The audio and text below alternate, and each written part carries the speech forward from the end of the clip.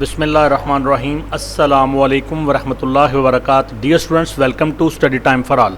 I am your tutor Adnan Ghani Bhatt, Geography Class 7, English Medium All Punjab Boards के next chapter की तरफ आगे बढ़ते हैं. Chapter number 6, atmospheric humidity and precipitation, कुरा हवाई में रतूबत और रेज़श. जी स्टूडेंट्स, इसका फ़र्स्ट लेक्चर आज हम रिकॉर्ड करेंगे. आपसे गुजारिश है कि अगर आपने हमारे channel study time for all को सब्सक्राइब नहीं किया तो इसको सब्सक्राइब करें और साथ बेल आइकन के बटन को दबा दें ताकि नई आने वाली वीडियोस के नोटिफिकेशन आपको बर वक्त मिल सकें. तो chapter number 6, atmospheric humidity and precipitation का स्टार्ट लेते हैं.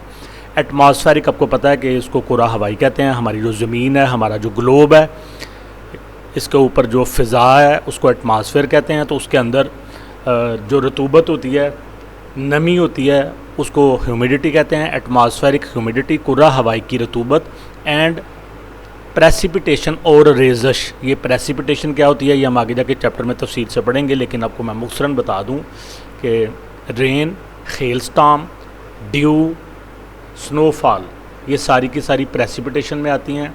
आसमान से बारिश की शक्ल में पानी बरसता है, औलों की शक्ल में पानी बरसता है, शबनम की औस की शक्ल में, या फिर स्नोफॉल की शक्ल में जो पानी ज़मीन पर बरसता है. इसको उर्दू में रेज़श कहते हैं और इंग्लिश में प्रेसिपिटेशन कहते हैं.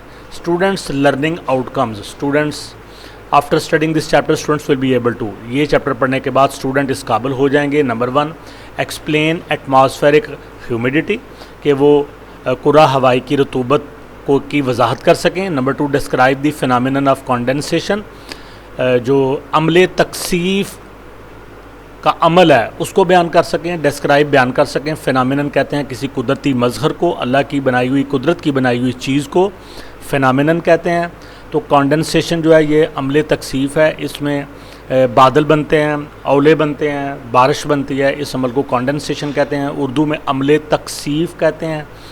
तो चूँकि ये कुदरती मज़हर है लिहाजा इसको फिनोमेनन कहा गया. Describe the phenomenon of condensation, अमले तकसीफ या कंडेंसेशन के अमल को बयान करें. Number 3, sketch various types of clouds, मुख्तलिफ़ किस्म के जो बादल हैं उनके स्केच बनाएं.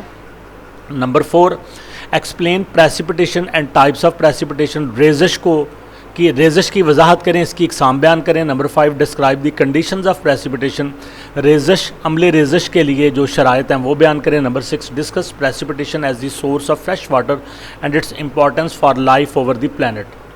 प्रेसिपिटेशन के ऊपर बहस करें बतौर ज़रिया ताज़ा पानी का. ताज़ा पानी के ज़रिए के तौर पर जो प्रेसिपिटेशन हमें ताज़ा पानी फ्राहम करती है, बारिश हो, औले हों या फिर स्नोफॉल हो, तो उससे हमें ताज़ा पानी मिलता है. इसको डिस्कस करें. And its importance for life over the planet, और हमारे सैयारे के ऊपर ज़िंदगी के लिए इसकी जो अहमियत है प्रेसिपिटेशन की, रेज़श की, उसको बयान करें. तो जी स्टूडेंट्स, ये चैप्टर पढ़ने के बाद ये चीज़ें हमें हासिल होंगी. तो अब हम जो पहला टॉपिक है ह्यूमिडिटी एंड कंडेंसेशन, इसको पढ़ते हैं. रतूबत और अमले तकसीफ. The presence of water in atmosphere is called as humidity. फ़िज़ा के अंदर पानी की मौजूदगी या कुरा हवाई के अंदर पानी की मौजूदगी को रतूबत कहते हैं. The quantity of water vapours varies in atmosphere. पानी की मकदार हमारे कुरा हवाई के अंदर मुख्तलिफ़ जगहों पे मुख्तलिफ होती है, तब्दील होती रहती है. The water from sea, lakes and rivers continuously enter the atmosphere by the process of evaporation.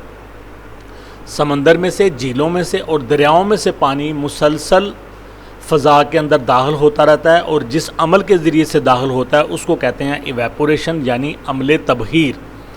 बुहारात बन के पानी जो समंदर हैं, झीलें हैं, दरिया हैं, उनकी सतह से फ़िज़ा में बुलंद होता रहता है और एटमॉस्फेयर का हिस्सा बनता रहता है. तो पानी समंदरों से, झीलों से, दरियाओं से लगातार एवेपोरेशन के अमल से, अमले तबहीर के ज़रिए से फ़िज़ा का हिस्सा बनता रहता है, फ़िज़ा में दाखिल होता रहता है. इन atmosphere this water is in the form of gas. कुरा हवाई के अंदर ये पानी गैस की शक्ल में होता है. If the temperature of air is high than the capacity to absorb vapours is also high. अगर हवा का दर्जा हरारत ज़्यादा है, यानी हवा ज़्यादा गर्म है, दैन दी कैपेसिटी, तो गुंजाइश टू एब्जॉर्ब, जज़ब करने की, वेपर्स, बुहारात को, इज़ आल्सो हाई, भी ज़्यादा होती है. اگر ہوا گرم ہے یا ہوا کا درجہ حرارت زیادہ ہے تو ہوا کے اندر ان بخارات کو جذب کرنے کی صلاحیت بھی زیادہ ہوتی ہے. If air becomes full of water vapors, then at a particular temperature, the process of condensation starts in air. جب ہوا پانی کے بخارات سے بھر جاتی ہے ایٹ اے پرٹیکولر ٹمپریچر، ایک خاص درجہ حرارت پر، جب ہوا ایک خاص درجہ حرارت پر پانی کے بخارات سے بھر جاتی ہے، the process of condensation starts in air, تو ہوا کے اندر عمل تکثیف شروع ہو جاتا ہے. In this process water vapours turn into rainfall, اس عمل کے دوران پانی کے بخارات بارش میں تبدیل ہونا شروع ہو جاتے ہیں. if temperature of atmosphere decreases، اگر کرہ ہوائی کا درجہ حرارت کم ہو جائے، its capacity to absorb water vapors also decreases، تو اس کی پانی کے بخارات کو جذب کرنے کی صلاحیت بھی کم ہو جاتی ہے. And at a particular temperature, اور ایک خاص درجہ حرارت پر کنڈنسیشن اسٹارٹس ان ایئر، ہوا میں عمل تکثیف شروع ہو جاتا ہے. Due to cold the water vapors convert into clouds, rain, snow, hail and dew etc. تو سردی کی وجہ سے جو آبی بخارات ہوتے ہیں یہ بادلوں میں، بارش میں، برف باری میں اور اولوں میں اور اوس یا شبنم میں تبدیل ہو جاتے ہیں. تو جی اسٹوڈنٹس، ہیومیڈیٹی اور کنڈنسیشن کا جو کانسیپٹ ہے وہ یقیناً آپ کو کلیئر ہو گیا ہو. یہیں پہ لیکچر 1 کو ختم کرتے ہیں.